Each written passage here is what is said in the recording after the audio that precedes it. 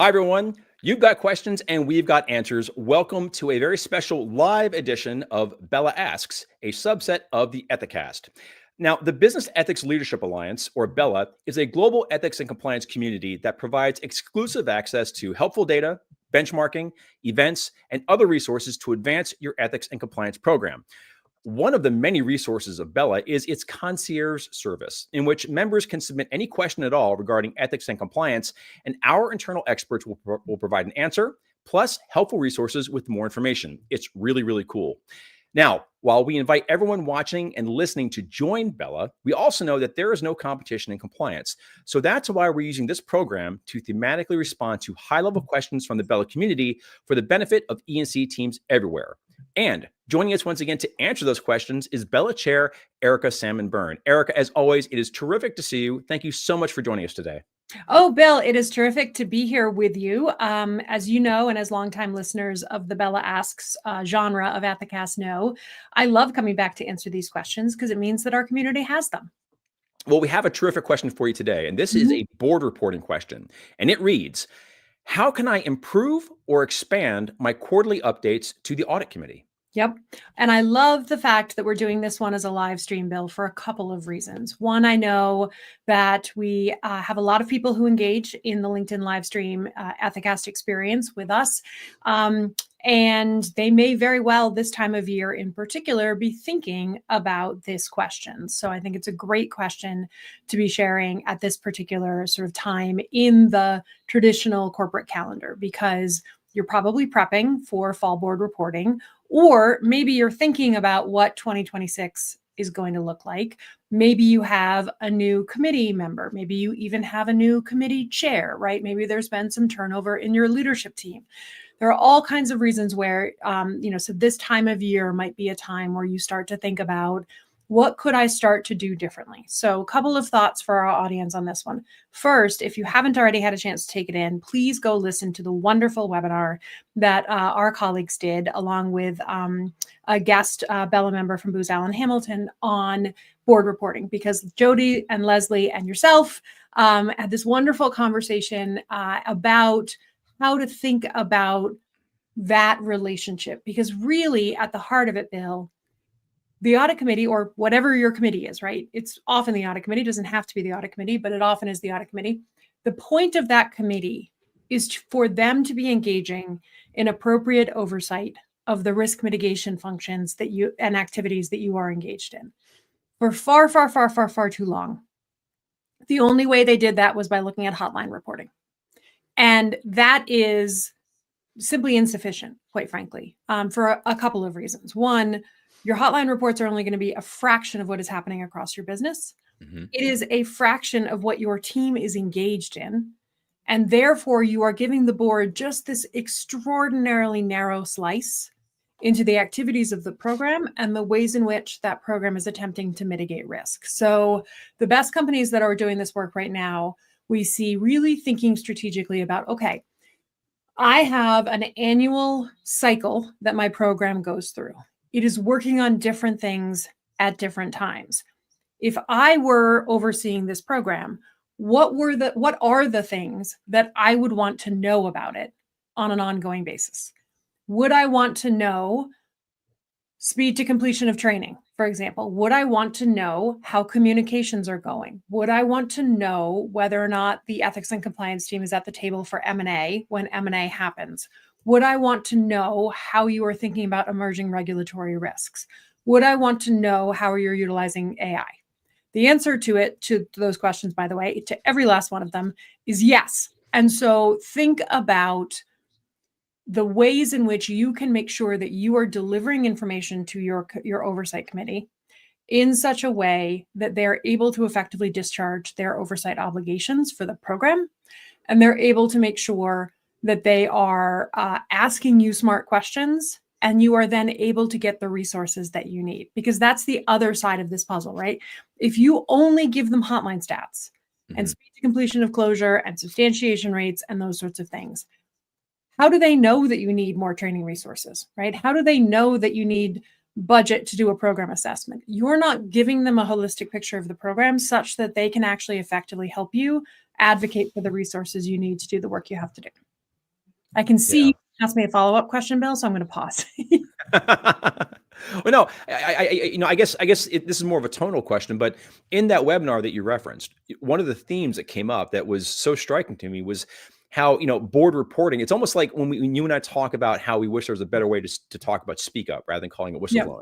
It was a bit more like, the board reporting nomenclature suggests a one-way transmission of information, from the E&C function to the board, and essentially Yep. giving it a view to the program through a keyhole rather than a more full-blown conversation that opens the door to the program so you can see the entirety of what's going on. So Yep.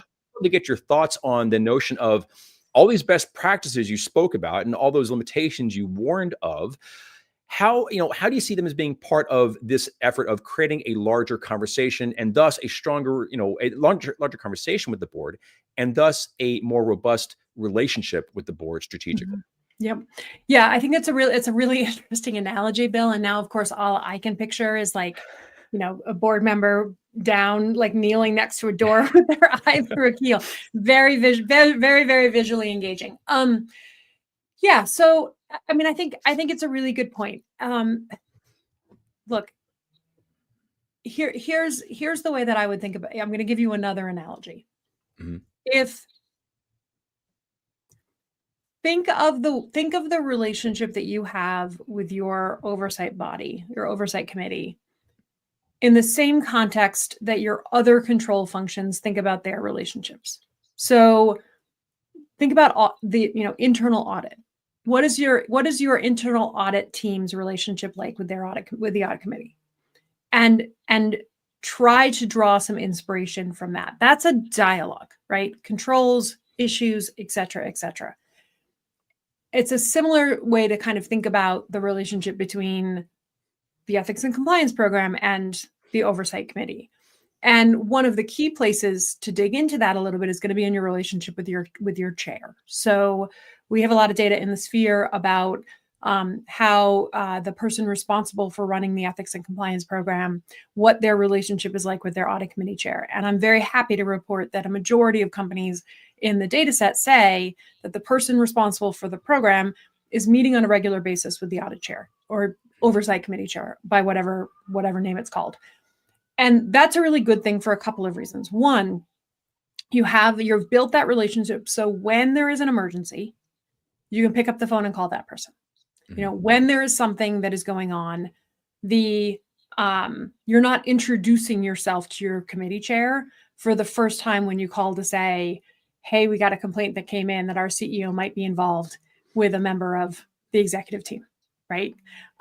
Which that's a hat tip back to Bill's and my last LinkedIn Live conversation, which was about the Nestle CEO exiting Nestle because of a hotline complaint.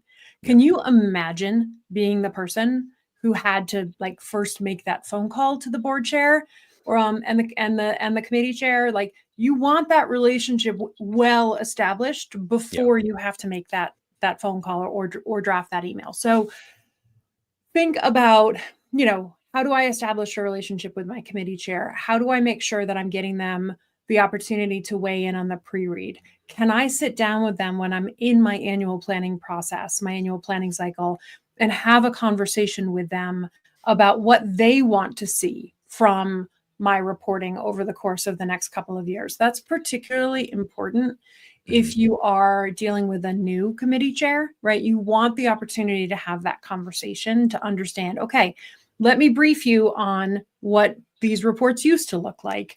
And let's talk about how you might want to think about doing them differently. The other thing is many of these committee members are also on boards of other companies. So ask your committee chair, is another company that you sit on the board of, are they doing something that we're not doing? Should we be thinking about doing something better, right? There's an opportunity for that kind of cross-pollination and learning so that your conversation with the committee is far less of a passive report out and much more of a dialogue. Yeah. Yeah. Well, Erica, another wonderful question, another wonderful answer, rather, to another wonderful question. So thank you so very much for joining us today and offering your insights on this topic for the benefit of the E&C community everywhere. I know the folks watching really, really appreciate it. So once again, thank you for being so generous with your expertise. Oh, absolutely, Bill. 100% my pleasure. So just a couple of quick resources to point our listeners to. One, of course, is that webcast that I mentioned at the beginning of my answer. That is on the BELA Member Hub. If you didn't register for it originally and you want to take a look at the replay, we also do board panels every year at the Global Ethics Summit. We hear from directors about what they are wanting to hear from compliance teams, and we hear from compliance teams about what their relationship is like with their directors. And we have a recording from a couple of years ago at the Global Ethics Summit when sort of my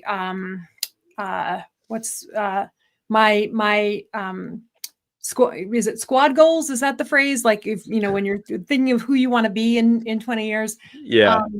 The woman who was the audit chair at the time at WSP described her role as a board member as being inspirationally irritating. And I thought that was so well phrased. And that GES recording still lives on the hub if you want to go ahead and take a look at that. So there's lots of places where if you're wondering kind of how to start this dialogue with your committee chair, you're wondering what it could potentially look like.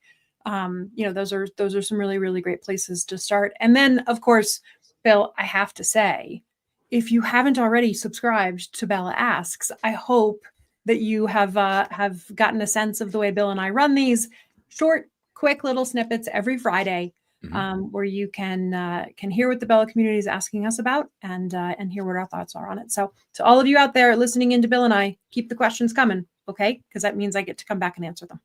Most definitely. And to learn more about BELA, please visit ethisphere.com/BELA, that's BELA, to request guest access to the Member Resource Hub and to speak with a BELA Engagement Director. And if you have a question that you would like answered on this program, contact the BELA Concierge Service and we'll get to work on it for you.